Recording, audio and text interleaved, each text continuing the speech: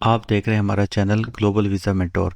अगर आप भी इटली से पाकिस्तान आने का इरादा रखते हैं तो ये वीडियो आपके लिए है। अगर आप भी चाहते हैं कि पाकिस्तान आकर आपका निकाब अप्लाई हो या आपका निकाब एक्सपायर हो गया है तो ये वीडियो आपने ज़रूर देखनी है। इस वीडियो में आपको मुकम्मल तरीका बताऊंगा कि पाकिस्तान का वीज़ा कैसे मिलेगा।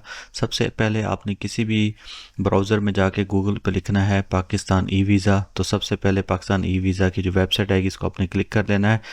ये मेरा चैनल आपके सामने आ रहा है ग्लोबल वीज़ा मेंटोर। इस पर मैं तकरीबन दुनिया के तमाम ममालिक के जो वीज़ा हैं वो कैसे अप्लाई होते हैं इसकी वीडियोस स्टेप बाय स्टेप बना रहा हूँ। इसमें प्लेलिस्ट भी मैंने तुर्की की वीज़ा की कंप्लीट कर ली है। अब पाकिस्तान वीज़ा की सीरीज़ शुरू की है तो आपने मेरे चैनल को ज़रूर सब्सक्राइब करना है। तो सबसे पहले आपने नादरा की जो ये वेबसाइट है इसको डिस्क्रिप्शन में और कमेंट में पिन भी कर दिया गया है, तो वहाँ से आप इसका लिंक ले लें। आपने इसका यूज़र नेम और पासवर्ड लिखना है और लिखना है।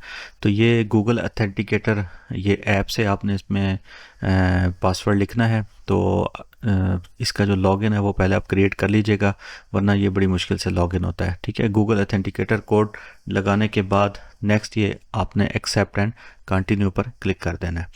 जैसे आप क्लिक करेंगे तो आपके सामने ये इसकी मेन विंडो ओपन होगी। पहले मैं आपको बताता चलूँ कि अल्हम्दुलिल्लाह हमारे जो ये वीज़ा अप्लाई हुए हैं इसमें आपको इन प्रोसेस भी नज़र आ रहे हैं, नॉट सबमिटेड भी नज़र आ रहे हैं, रिजेक्टेड भी, ग्रांटेड भी।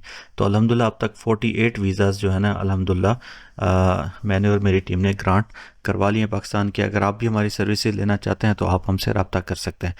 खैर, तो आपने अगर इसमें कॉन्टैक्ट अस पर क्लिक करें ना तो यहाँ पर आपको मैं एक बड़ी अहम चीज़ बता दूँ, और वो ये है कि इसकी जो मेन विंडो है इसमें वीज़ा की जितनी भी कैटेगरीज़ हैं जो पाकिस्तान इस वक्त वीज़ाज़ दे रहा है वो अवेलेबल हैं। आप यहाँ से एग्ज़िट परमिट, लोकेशन और फ़ीस भी कैलकुलेट कर सकते हैं। तो हम देखते हैं कि पाकिस्तान वीज़ा की फ़ीस कितनी है। तो आप इसको यहाँ से क्लिक करें और यहाँ से आप अपनी वीज़ा कैटेगरी सेलेक्ट करें। हम फैमिली विज़िट अप्लाई कर रहे हैं और एंट्री टाइप चूँकि इसमें आप देख लें मल्टीपल रखनी है या सिंगल एंट्री रखनी है, और अपनी नेशनैलिटी जो है वो आप इटली यहाँ से सेलेक्ट कर लें। तो आप फ़ीस जब कैलकुलेट करेंगे तो देखें $52 आ रही है। इस वजह से ज़्यादा आ रही है कि आपने मल्टीपल एंट्री और 1 ईयर किया। अगर आप इसको सिंगल एंट्री कर देंगे तो ये फ़ीस और कम होके $35 आ जाएगी।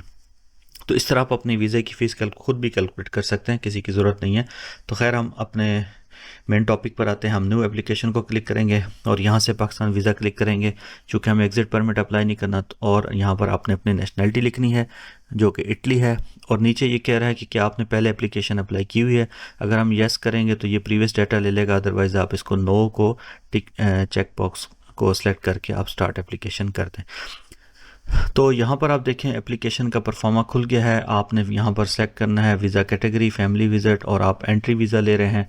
ठीक है, और फैमिली विज़िट वीज़ा है, सिंगल एंट्री कर दें इसको। और विज़िट पर्पस यहाँ पर आप कुछ भी लिख सकते हैं, टूरिज़म या फैमिली विज़िट लिख लें आप यहाँ पे। ठीक है, इसी तरह इसके आगे लिखा हुआ है कि अलाउड वीज़ा ड्यूरेशन, आप इसको ईयर्स में भी 1 ईयर भी कर सकते हैं और 3 मंथ्स भी कर सकते हैं। नॉर्मली ये 3 मंथ्स का ही मिलता है। अपनी country of nationality Italy select करें, और ये फॉर्मेलिटी है, यहाँ पे आप मिशन कोई भी सिलेक्ट कर सकते हैं। एंट्री और एग्ज़िट का पोर्ट आपका लाहौर है या पेशावर है या इस्लामाबाद है, वो आप सेलेक्ट कर लें। इसी तरह अराइवल और डिपार्चर की डेट ये भी टेंटेटिव होती है, आप इसमें एंटर कर लें। आपने बड़े ध्यान से अपना पासपोर्ट नंबर लिखना है। ठीक है, और ये पासपोर्ट में अगर गलती होगी तो बाद में ये एडिट नहीं हो सकता। ठीक है, अपनी नेशनैलिटी इशूइंग अथॉरिटी ये पासपोर्ट पे लिखी होती है, ये वहाँ से देखकर आप इसको लिख लें। ठीक है, इसी तरह साथ में अपना जो कंट्री है वो भी आपने देख लेना है कि जहाँ से आपको पासपोर्ट इशू है, तो वो एक्चुअल में हम अप्लाई इटली से करें तो हम इटली सेलेक्ट करेंगे। अच्छा जी, पासपोर्ट की इशू और एक्सपायरी डेट कम से कम 6 महीने के लिए आपका पासपोर्ट वैलिड होना चाहिए। ये भी आपने पासपोर्ट से देखकर लिखना है। तो बहुत से लोग इसको लिखने में गलतियाँ करते हैं, इसको आपने फिर सेव कर लेना है। अब आपकी पर्सनल इन्फॉर्मेशन आ गई है। आपका जो लास्ट नेम है वो आपने यहाँ पे लिखना है, वो आपके पासपोर्ट पे लिखा होगा। सर नेम या फैमिली नेम भी लिखा होता है। ठीक है, तो हम यहाँ पे डमी डाटा लिख लेते हैं, अली खान का लिख लेते हैं, और गिवन नेम जो है वो हम अली खान की बजाय बल्कि यहाँ पे कर देते हैं इमरान। तो इमरान अली खान नाम हो गया। ठीक है, और यहाँ से जो है वो उनकी डेट ऑफ बर्थ सेलेक्ट कर लेते हैं। देखें, अगर ये अंडर 18 होंगे तो फिर इनका पेरेंट कंसेंट लेटर भी लगेगा। तो साथ में प्लेस ऑफ बर्थ देख लें, अगर ये यूरोप में इनकी पैदाइश है तो वो लिखें, अदरवाइज़ अगर पाकिस्तान में है तो वो लिख लें, लाहौर वगैरह लिख सकते हैं आप यहाँ से। रिलीजन और ये बाकी चीज़ें यहाँ पे देखें स्टार नहीं लगा हुआ तो ये मैंडेटरी नहीं है, इसमें से जहाँ जहाँ स्टार लगा है वो आपने लिख लेना। बाकी मैरिटल स्टेटस सिंगल हैं या मैरिड हैं वो सारा, बाकी ये जहाँ पर स्टार नहीं है तो इन चीज़ों को आप छोड़ सकते हैं। ईमेल एड्रेस बड़ा केयरफुली लिखना है, इस ईमेल पे आपका वीज़ा का स्टेटस आएगा। तो हम फिलहाल डमी ईमेल एड्रेस लिख लेते हैं 123@gmail.com। ये लिखने के बाद आपने अपना कॉन्टैक्ट नंबर भी साथ में लिखना है इटली का, ठीक है। तो फ़िलहाल हम यहाँ पे कोई डमी डाटा लिख लेते हैं। तो ये सारी चीज़ें लिखने के बाद आपने कोई और नेशनलिटी आपकी है तो यस करें, अदरवाइज़ इसको नो करके आप इसको सेव कर लें। साथ साथ आप देखते जाएं ऊपर आपकी फ़ीस भी शो होती जा रही है, ठीक है। अब आपकी फैमिली इन्फॉर्मेशन है, इसमें सिर्फ आपने अपने फादर और मदर का डाटा डालना है, इसके अलावा आपने इसमें कुछ भी नहीं डालना, ठीक है। फ़िलहाल हम इसमें डमी डाटा लिख रहे हैं और उनकी फादर और मदर की नेशनलिटी आपने बतानी है, ठीक है, वो क्या है और वो आपके साथ जा रहे हैं कि नहीं जा रहे, आप लिख दें नो। और इसके बाद आपने ऐड मेंबर पे जब क्लिक करेंगे तो वो उनका जो डाटा है वो नीचे एंटर हो जाएगा, ठीक है। इसी तरह आप अपने फादर और मदर का दोनों का डाटा आपने यहाँ पे डालना है। पहले मदर का हो गया, अब ये फादर का हो गया। इसमें सिर्फ आपने उनकी नेशनलिटी में इस पर फोकस करना है। इसके बाद आप बताएं कि आप जॉब वगैरह करते हैं वो लिखना है, अदरवाइज़ आप इसको नो करके सेव कर लें। यहाँ पर वो आपसे पूछ रहा है कि आपकी कोई प्रीवियस पाकिस्तान की हिस्ट्री है, अदरवाइज़ ये सारे बॉक्सेस नो करके आप इसको सेव कर लें। आज़ाद जम्मू कश्मीर में आपका विज़िट है तो आप यस करें, वरना नो कर दें। आप पाकिस्तान में कहाँ रहेंगे, होटल में रहेंगे या किसी बंदे के पास जाएंगे या रिश्तेदार के पास जाएंगे, उसका आपने नेशनल आईडी कार्ड का नंबर यहाँ पे लिखना है, ठीक है। और ये तकरीबन सबका यही होता है, अगर वो पाकिस्तानी स्पॉन्सर हैं तो आप उनका आईडी कार्ड भी साथ लगाएं, ठीक है, और स्टाम्प पेपर भी उनसे ले लें, ये बहुत फ़ायदेमंद होगा।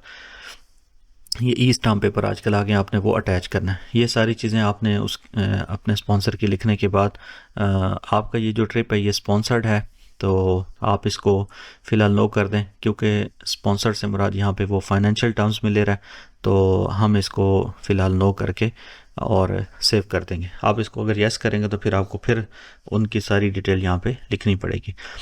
इसी तरह ये सारी चीज़ें आपने लिख दी हैं। अब आपका डॉक्यूमेंट्स का सेक्शन आ गया। यहाँ पे मेनली देखें ये 3 डॉक्यूमेंट्स आपसे मांग रहा है, आपसे आईडी कार्ड मांग रहा है, पासपोर्ट मांग रहा है और फ़ोटोग्राफ मांग रहा है। तो ये 3 चीज़ें आपने क्लाइंट की यहाँ से चूज़ करनी है, फिर आपने अपलोड कर देनी है। ये पिक्चर बिल्कुल क्लियर होनी चाहिए, अगर आंखें वगैरह बंद होंगी तो ये अपलोड नहीं करेगा, ठीक है। इसी तरह आप यहाँ से उनका पासपोर्ट सेलेक्ट करें और इसको अपलोड कर दें। इसी तरह जो आपके स्पॉन्सर हैं जो आपको पाकिस्तान में स्पॉन्सर कर रहे हैं तो आपने उनसे एक ई स्टाम्प पेपर लिखवा लेना है और वो यहाँ पे आपने अटैच कर देना है। क्लाइंट का आईडी कार्ड भी लगेगा, क्लाइंट का पासपोर्ट भी लगेगा, उसकी पिक्चर भी लगेगी, ठीक है। ये सारी चीज़ें आपने यहाँ से अपलोड कर देनी है। ये मैंने इटली का डमी जो है ना रेजिडेंस कार्ड भी लगा दिया, पाकिस्तानी स्पॉन्सर का आईडी कार्ड भी लगा दिया है, ठीक है। ये सारी चीज़ें लगाने के बाद ये देखें ये स्टाम्प पेपर भी लगा दिया, एक डमी स्टाम्प पेपर लगा दिया। ये सारी चीज़ें आपने सेव कर लेनी है। उसके बाद ये रिव्यू का पेज आपके सामने आ गया, इसको आपने अच्छी तरह इस डाटा को रिव्यू कर लेना है। अगर आप इसमें कुछ चीज़ ऐड करना चाहते हैं या माइनस करना चाहते हैं तो वो आप कर सकते हैं एडिट में जाकर। खैर उसके बाद आप ये आप इसको सेव करें और प्रोसीड टू द पेमेंट कर दें। $35 आपने ये फ़ीस पे करनी है, ठीक है। जैसे ही आप प्रोसीड टू द पेमेंट करेंगे तो ये टर्म्स एंड कंडीशन का पेज आएगा। आपने यहाँ पे भी चेक बॉक्स को टिक करना है और अपने कार्ड से जो है आपने पेमेंट कर देनी है, ठीक है। जैसे ही आप ये पेमेंट करेंगे तो आपके ईमेल एड्रेस पे ये वेरिफिकेशन आ जाएगी जहाँ पे आपका नाम लिखा होगा और आपको एप्लीकेशन ट्रैकिंग आईडी वहाँ पे नज़र आ रहा होगा। तो ये आपके पास प्रूफ है कि आपकी एप्लीकेशन जो है ना वो जमा हो चुकी है। तो ये आपने अपने पास संभाल के रखनी है और आप इससे अपनी एप्लीकेशन को ट्रैक भी कर सकते हैं। और यहाँ पर मैं आपको बताता चलूँ कि ये जो आप वेबसाइट पे देख रहे हैं ना एग्जिस्टिंग एप्लीकेशन, तो यहाँ पर आपको इन प्रोसेस और रिजेक्टेड और ग्रांटेड ये सारी डिटेल आपके अकाउंट की आ रही होगी, तो यहाँ से आप उसको बाद में ट्रैक भी कर सकते हैं।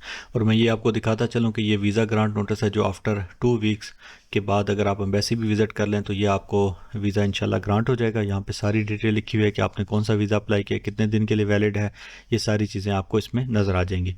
ऐसे ही इन्फॉर्मेटिव वीडियोज़ के लिए हमारे चैनल को सब्सक्राइब करें और आपकी कोई क्यूरी हो तो आप हमें मैसेज कर दें। जज़ाकल्लाहु खैरा।